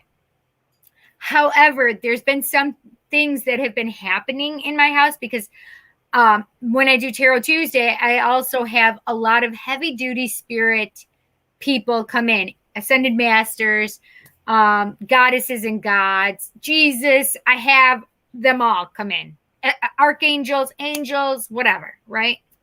Right. And it's like, how can you not believe it? There's so many different things out there. Like, but I was sitting here and Teddy said something about portals, and I literally just watched something come in and out a portal. I'm like, where did that fucking portal come from? But it makes so much sense because I had ask and you shall receive, and help it will be there shortly. What's that? Ask and you shall receive, and outfit should be there shortly. If an outfit really shows up, I let her know. Fairy of the night. Let me know if it does show up. I want to see you wear it. Oh my God, I would so wear it. Oh God, that is so funny. James says, Jesus, I met him at Kroger. That's funny. I love her, people. You have port hose in your house? Port hose. I do. Mm-hmm. Oh, see, this is why I wanted to go outside. Did you say fairy or berry? That's what Midnight just said. Or that's what Steve Barry just said to Midnight. That was cute. Did you say fairy or berry? So are you flirting with Midnight? I believe so. I think he's flirting with Midnight. I believe so. Keep going. It makes me feel nice. Take it while you can get it, girl. Take it while you can get it. That's right. What's the necklace? I used it I'm trying, like, I use it for Akashic record work. I'm slowly starting to, but it was given to me by one of my star sisters. Oh my God, that is Wow. beautiful. Right? What is the That is- stone? I think it's just granite. It's gorgeous, though. Like a purple granite. Steve says now I'm blushing. There, back at you. Could have What been is that? Jerry. The sevenfold laws. Yeah. Yeah. So I want to talk before we've got about 20 minutes. I want to talk about. Well, we have to say 5 for us. Right. So we do. What Yeah. we need to do. Yeah. Yeah. So, but I want to talk about Russian folk magic. So that just sounds so tasty. So explain if you wouldn't mind. Wow. It did look steampunk, James. Yeah. I'm like. So how did let's maybe like where did you discover it? Like where did you? My mother. Oh, your mother! Awesome. My mother, my grandparents. It's just like it's very funny because we grew up in a village, so a lot of those old traditions stayed, even though Christianity kind of like Christianity is like, oh yeah, we overpowered it, but all the people at home still like practice. What? Right. Don't whistle in your house, you'll lose money. Leave some bread inside your oven for like, old superstitions. I love it. But they're not superstitions. They were based on truth, and but people call them superstitions. No, like for instance, I would lose my phone all the time, and I would literally like move my bed sheets, move my pillows, and everything, and then I can't find it, and I'd like take some milk and honey and put it on my refrigerator and be like, "House spirit, I need help finding my phone." And then I literally went back into my room and moved my sheet, and there was my phone. Or like if my mom was searching for a doll or something, I'd like see its legs popping out of under the bed. Like this energy, so it's there. It's the relationships that you build with them, and how much you can give a little of yourself to kind of let them also corporealize. Well, it's because Midnight was playing with Mom's dolls. That's why. Yeah, all the time. But also, I remember this was the first time where I like totally like fell in love with it. Was when I had a root canal. I had like some toothaches that like I think in 6th grade, very young. Oh wow! So I would see my mom in the middle of the night. She just like started boiling the silver, and then she'd pull it out, and it's like gray, and then she would like put something into it, and then it'd foam up, and then she'd put something else into it, and then it turned into this green paste, and then she'd like put it on my tooth to alleviate the pain. And I'm like, oh, that's crazy. And then like people would come to our house because she would get rid of size on people's eyes just by like her things. But she told me later on, but those are family secrets. Right. A lot of it's passed down. It kind of got stopped during the Soviet Union because they like wanted to ban a lot of spirituality. Because even my great great grandmother or great great great grandmother was a strong healer, and she could just like heal people by touch. And wow. So you come from a long line.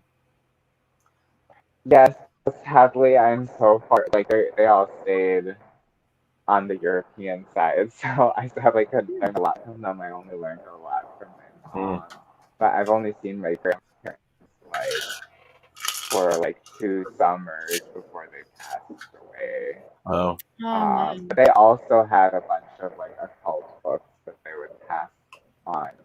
I'm sure my mom has them somewhere, and then hopefully eventually I'll get it.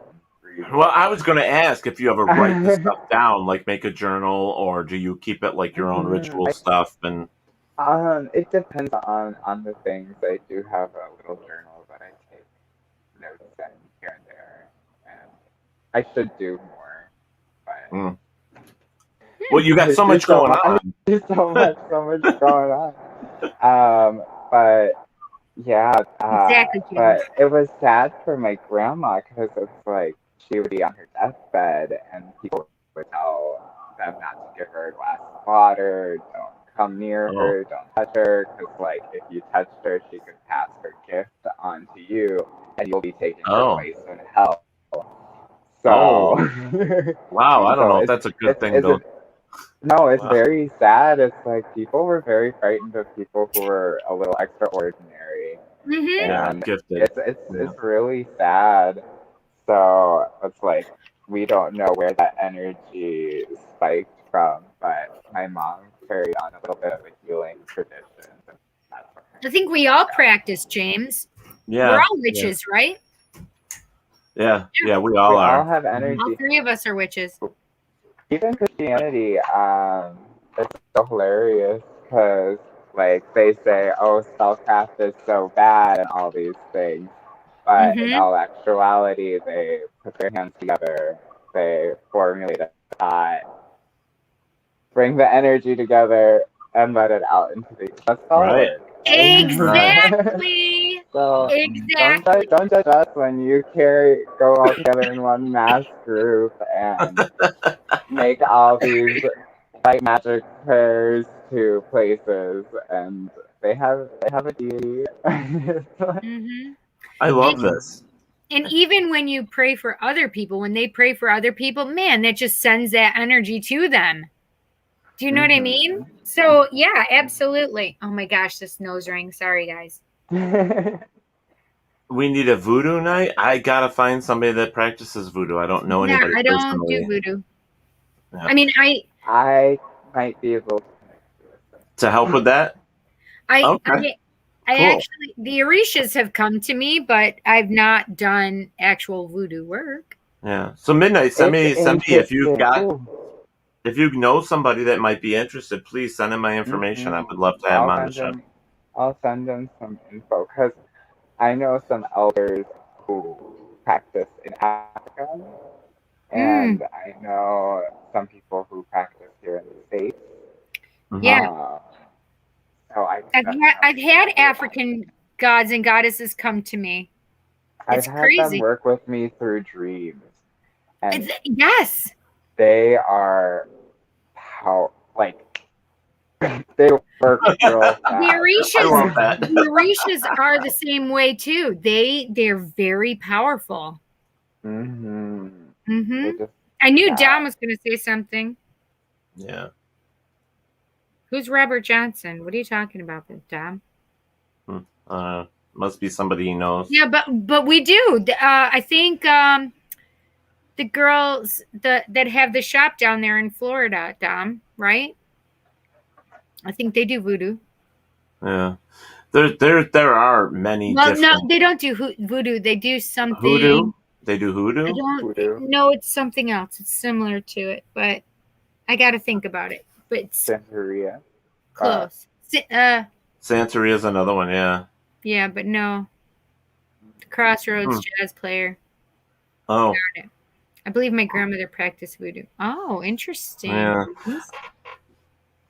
Oh, James studied it in college. Oh, interesting. Yeah. Haitian? Yeah, but it's called something else. For some reason, I think... All that reminds me of is that movie. What was it called? The Believers? Or something like that? There was a movie about the powder they blew on people and would make them turn into zombies. You know, they'd bury them and then they dig them up. They dig themselves out and, you know... yeah. Oh. Steve says he met a... practitioner of Santa Muerta. Huh. I don't know what Santa Muerta is. Yeah, I don't know.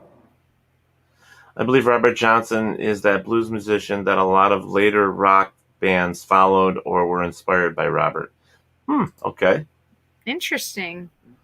I mean, there are people, you know, but it's just getting a hold of them and Yeah. Yeah. The saint of smugglers and murderers. Well, Steve, we do know a mungie, and that's pretty close. That's right. A mungeeing will go. A mungeeing will go. Hi-ho, Stereo. A mungeeing we will go. That's terrible. It is. But We're not going to tell what mungeeing is, but if we're just going to tell you to look it up. Urban Dictionary will definitely tell you. Go look it up. Perfect. Yep. I will look it up. There you go. It is. It will is not- surprise you. It will creep you out, even maybe. Oh, yay! I'm excited. But me, I'm I trying to have great battle fun. those barriers. Without it. I think that's the way it's spelled. I do believe that's the way it's spelled. MUNGYING. Yes, mungeeing. There you I've go. seen some weird stuff. I'm excited. Oh, this is definitely weird. Is definitely weird. It's funny. Wish I was using my phone. I get it. Yes, Google. James Oh, says he's a clown, though. He is a clown, but it's hysterically funny. Yes, he is. He's amazing. All right, so we have about 4 James minutes. says, "Oh, pick me." Hi, little bit. A little bit. So we got about 4 minutes. Is there anything that you would like to put out there to people Little about? Bit says, "Hi, Midnight." Yeah, Little Bit says hi, Midnight. Hello, Little Bit. Ted. Hi. Yeah, I see that. Oh, Steve Berry says, P.S. Serious, beheaded chicken nailed to the tree with candles and bottles of expensive whiskey as offerings. That has been done. Yes. Yeah. I mean, we don't put babies' heads there. I just want people to know the difference. There is no baby sacrifices, no children sacrifices. Hey. Yeah, I know. So is there anything that you would like to share with our group that we didn't talk about? Something that maybe they could check out online? Oh, a little bit. Something. I love you a little bit. Sheridan said, sorry, we couldn't find mungeeing. What? Oh. They wouldn't take that off, would they? No way. Let me see. What? It was on the Urban Dictionary, right? Yes. So I'm just going to put it in my. I'm just going to put it in. I'll just type it. MUNGYING. Mungie Urban Dictionary. So it might just do it under mungie. So can you copy and paste it? Hang on a second. What? That's crazy. It's not there. All right, I'm just going to do mungie. Urban Dictionary. His was deleted. Too creepy. That would be weird. It would be weird. We were asked, does Midnight have a Facebook page? I do. I'm mostly on Instagram. But I do have a Facebook page that's a little bit slower, but feel free to find me at Leo Bruslavtsev too. That's what it's under, is Leo? If you look up Midnightwaterfairy, it will pop up too. Midnightwaterfairy? Mm-hmm. Yeah. But I have a fan page and more of a personal one too, where that one I'm more active on the personal one. So interact with people. Okay, so James, look underneath Instagram, but you can find her on Facebook. But do a search for Midnightwaterfairy. All together, it's all one word. So just like the way it is right there on her little name tag there at Midnightwaterfairy. Mm-hmm. Apparently, yep. Yeah, Urban Dictionary. It is kind of there, but really, why would they take that down? That's crazy. So weird. This one says mungie, horny or sexually aroused. Bro, she's so hot. I'm so mungie. That's disgusting, really. Yeah. They actually know what mungeeing is. All right, let me see. Mungeeing. Why would they take that down? That Yeah, was right here. It does. Oh, well, this one says munging. munging. Okay. Go to a graveyard with 4 of your buddies.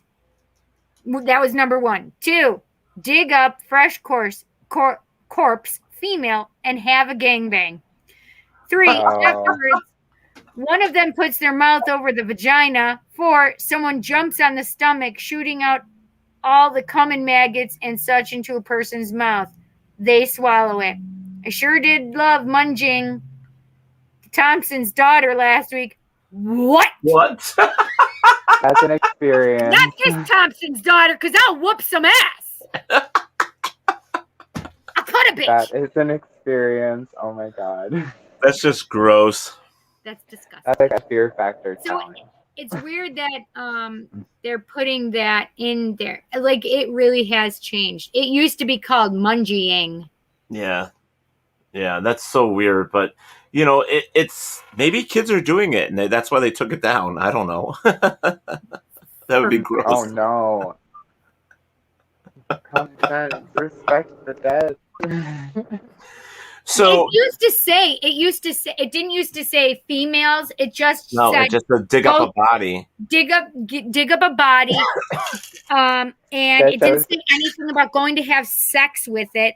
It said one of your friends basically stands on a headstone and jumps on the stomach, and the other one puts it near the anus, actually, is what they said, not the vagina. Put your face by the anus, yeah. Puts their mouth by the anus, and then allows that stuff to be the excretions to come into their mouth. Yeah, that's just nasty. Disgusting. Seeing that change with the female part probably shows on who's actually doing it. Yeah. Yeah, I mean, it's really weird how it's been changed. Yeah, that's crazy. Well, you know, I love the fact that, I mean, you were such a great guest. I mean, unfortunately, we have to go here in a couple minutes, but I want to say you were fantastic. So we will reach out to you again at some point and see if you want to come back. Yeah. Always. I love it.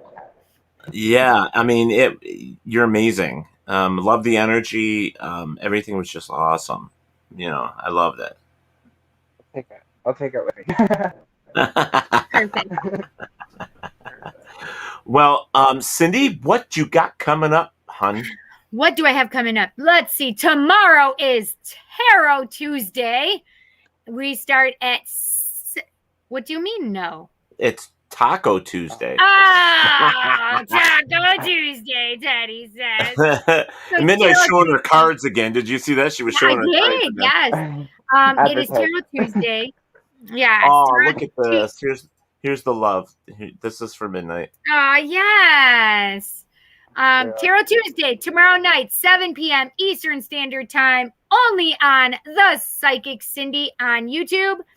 And, yeah, and I go till whenever. So 7 p.m. till 8 p.m., that's when I try to do, like, talk to everybody, and I do roll call. And the second half, 8 to 9 p.m., is when I do the readings, and it's 1 card pulls free. However, I do donations first, and then we do 1 card pulls afterwards. And sometimes, let's see, the last one was 6.5 hours. Yeah. Wow, that's too long. No, thank you for your work. Yeah, I'm surprised. I'm surprised you don't get like a.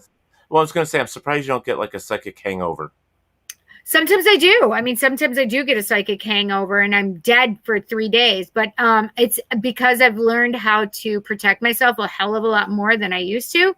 And because I have such high vibrational beings that are with me while I'm doing it, they really do protect me as well. And so I'm not anywhere where I used to be. I'm on a much higher vibration than I used to be a while ago. So, yeah. Awesome. Okay, so Little bit, you cracked me up. So for me, basically this week, I'm just getting back into the swing of things, working on WLFE stuff. Gotta get our stuff together for our next guest for next week. In fact, I will tell you who we have next week here. Oh, yes, and Thursday is Cindy on WLFE. Yep. For Is it the third Thursday? It's the third Thursday. Arg. Yeah. I couldn't do it my podcast last Thursday because it was Jansen, the rain date for Jansen's thing, and now I have the third Thursday is. Maybe I'll figure out. Maybe I'll try and do something where I can tape something or something. Maybe.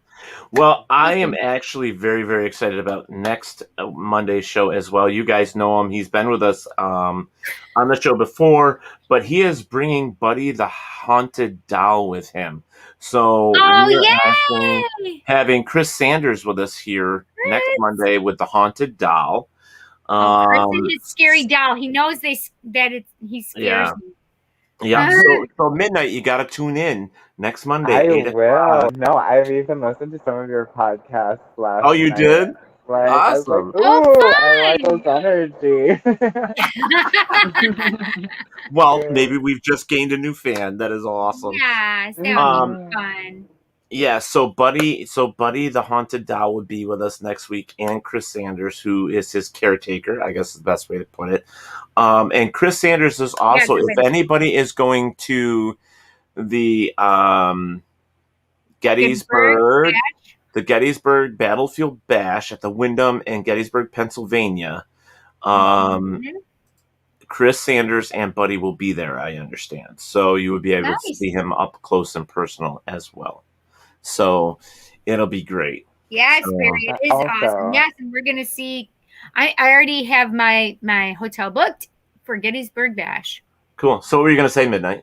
Oh, but also if you're in Minnesota, come watch the circus downtown at PourHouse. Yes. What is the information? Wait, tell us when. Tell us where we can watch this.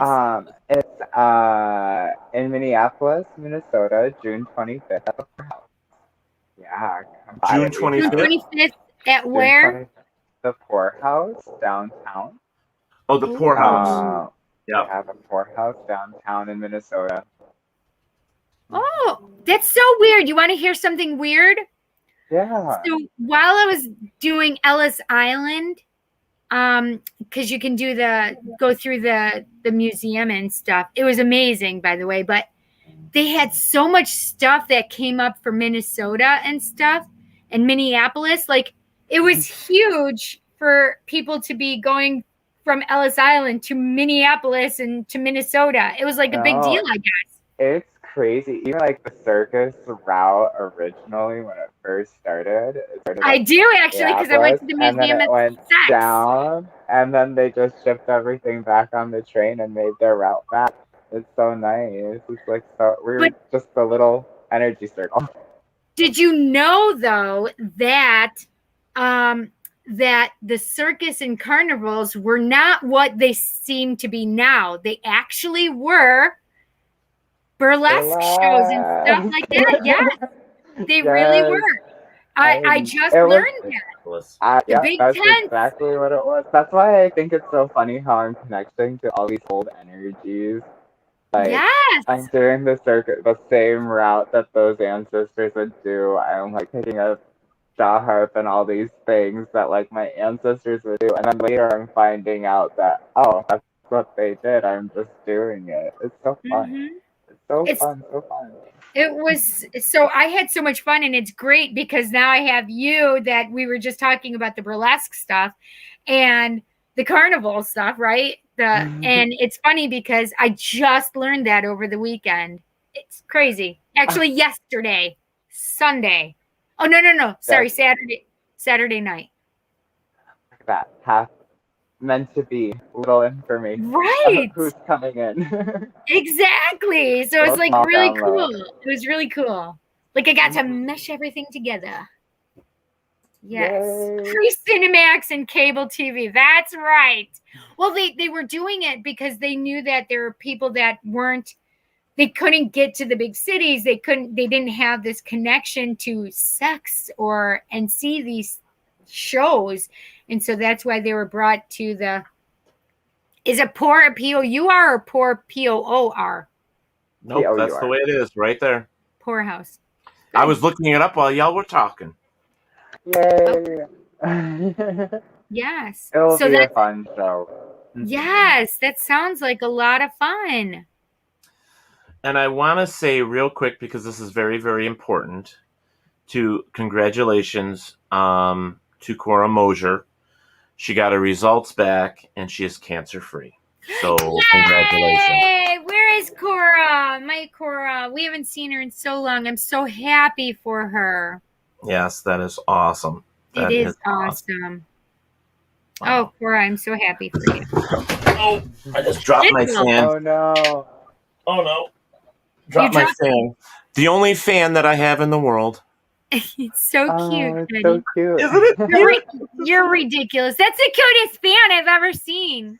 It's tiny, but it blows really well.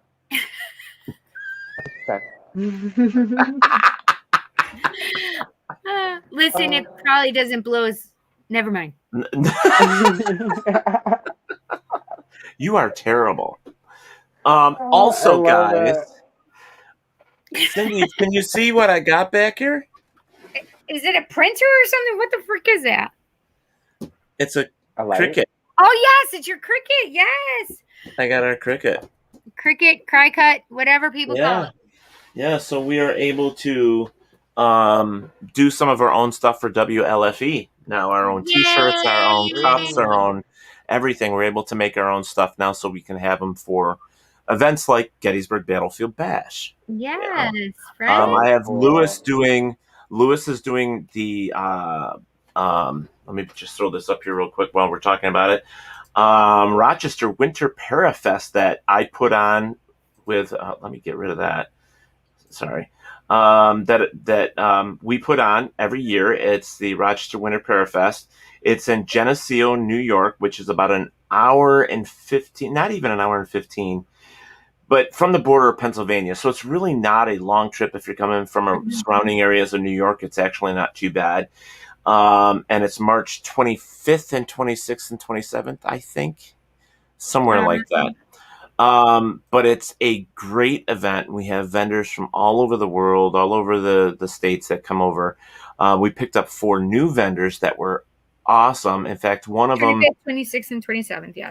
She makes these awesome things. I wish I had a picture of it. And Sheila bought one. When I cook and I use a wood. What do they call them? The wood boards, to slice your onions and stuff on. Yeah. The cutting board. This woman designs these cutting boards, and she got like different designs you can have put on these. Like Sheila got this. What was the little like gnome or something from? That wizard show with the kid, Harry Potter. Dobby. Oh, yeah. Dobby. Yeah. Dobby. So Dobby is on this cutting board. She personalizes cutting boards and stuff like that, and she's amazing. She's got some really great stuff. That's amazing. I have to go back to New York City because I have to go to the Harry Potter store. Oh, look at you go. But we didn't have enough time because I had so many other things I wanted to do. Cool. But we got some really cool vendors that are coming in from down that way, from Pennsylvania, Maryland. Some really cool vendors. So it'll be a lot of fun. Johnny has no master, or Dobby has no master. And Cindy, there's a woman that does black scrying mirrors, and she uses vintage Victorian mirrors, and she redoes them. So they're not... Yeah. Oh my God, right! And they're not cheap. I mean, you're talking Victorian mirrors from like 1700s, 1800s. Oh my God, that's amazing. All black scrying mirrors. She had a little one that I really wanted to buy. And it's nothing against her because I know the work that goes into what she does, but it was like $80. And I'm like, so can you imagine what a big Victorian mirror is going to be running? But there's so much work that's into those. But she does everything. Don't go too far. But yeah, she's amazing. But she's coming to the Parafest. So we will have her as well. Amazing stuff. Amazing. So I'm really, really excited about it this year. Also, the Berries are coming to the Parafest. Finally, we have Gettysburg Ghost Exchange is joining us for the Parafest. Good. Step into the Paranormal. Ernie and Dave, it will also be their first year coming to the Parafest as well. I'm trying to think who else gave us their... Teddy. Yes. Turn your head. I'm coming. Oh, you're coming. I'll be The there. most important person. Right. Thank you, Midnight. Mike King, of course, Yay, from the is Ghost Mike of coming? Shepherdstown. Mike King. It'll be his except third year. when I talk to him, he's just like, "Of course I'm coming." You know, so we got Yay, him. I love Mike. Yeah, there is a list. Like if you look on Rochester Winter Parafest has its own Facebook page, and I've been pasting like who's coming to the event. Jeremy Leonard is coming. There's a whole bunch of different TV personalities that are coming this year that we didn't have from years prior, which is going to be fun. Of course, Buddy the Bigfoot. World Witches Dance will be there doing their dance from the World Witches Dance celebration. I So love at Midnight's like, I've got to go. I'm like, when am I buying a ticket? Exactly. That's what I want to hear. Everything I'm like obsessed You know with. what we'll do, Midnight, is we'll get you a table. You can come and do tarot readings and make some money while you're there. Why not? Yeah. Wouldn't that be awesome? So that would be so fun. awesome. Or even just like a little bending section. People can watch.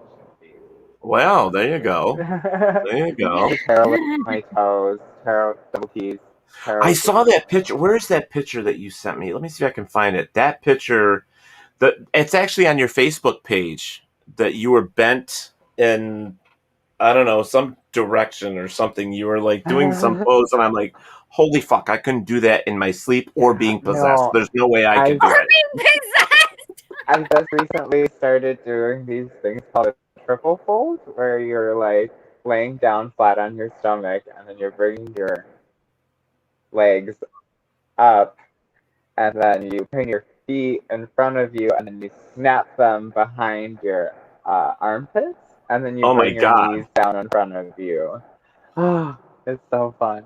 So what do they call that? They call that a triple fold. A what? A triple fold. No, but what is it that they call that? What you're doing though? What is that? Oh, contortion. Contortionist. Yes. That stuff's amazing. There's a wrestler. I know it's not the same thing, but there's a wrestler who is the Fiend, and he does this thing where he bends backwards and he walks with his head really weird towards people. He kind of looks like the possession. The possession. I don't know. It was just so creepy. Yeah, so like a little poke. Yeah, no. Yeah. Ooh, if you get a chance, check out some videos. I do you have a YouTube? Actually, I do have Midnightwaterfairy everywhere on YouTube, so we can put that on there for people to check it out. Yes, please.